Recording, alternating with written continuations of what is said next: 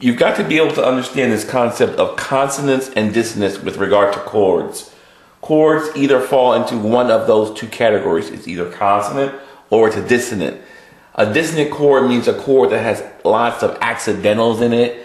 You can kind of tell a chord is dissonant by just seeing if it has something in it like a flat 5 or a minor or something like that. Or you can look at the chord and see if you have notes that are close together and all bunched up.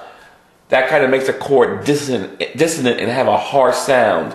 If we look at this chord here, B13 flat 5, you see we have here an A flat and an A right next to each other. It's got kind of a dissonant sound, so right away we know that this chord is a dissonant chord. It may sound kind of odd to you. That's a dissonant chord. The key to mastering these chords is being able to move from a dissonant chord or a string of dissonant chords to a consonant chord.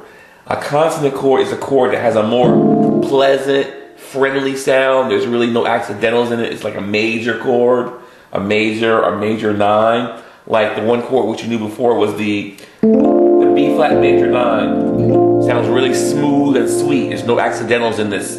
You have a B flat in the bass, A, C, D, and F in the right hand with a B flat in the bass. Sounds very smooth and sweet.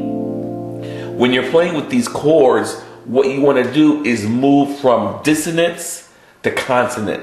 You want to string together as many dissonant chords as possible and then resolve it. Resolve means you're going to move it to an ending sound or a more consonant sound. And you can always do that and it will always sound good. So let's look at a few dissonant chords here so you can hear what I'm talking about.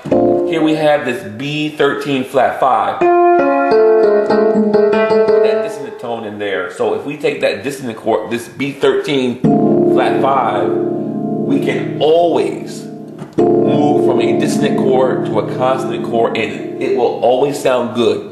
You cannot screw this up. So here we are.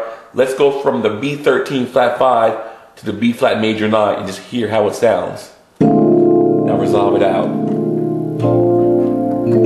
Very smooth and sweet. So when we're picking chords, don't be afraid to pick these dissonant chords. In fact, that's what you want. You want dissonant chords so you can resolve them. Here is a, let's see, a C11. It's got a 4 in there.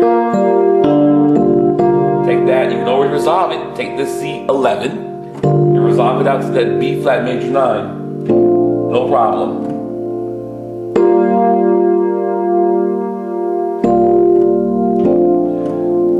What else do we have here?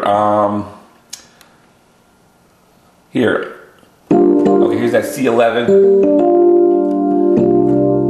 Resolve it out to the B. Let's see if we can find another dissonant chord here. Here's a C minor 7 sus.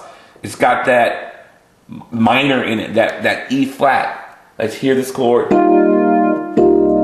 we can take this and resolve it to that B flat. And get a smooth change.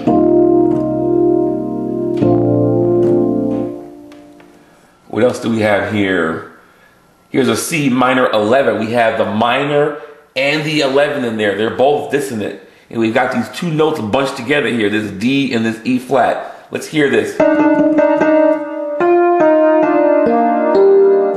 We've got that chord. Sounds pretty. But look at what happens when you resolve it to that B flat major 9.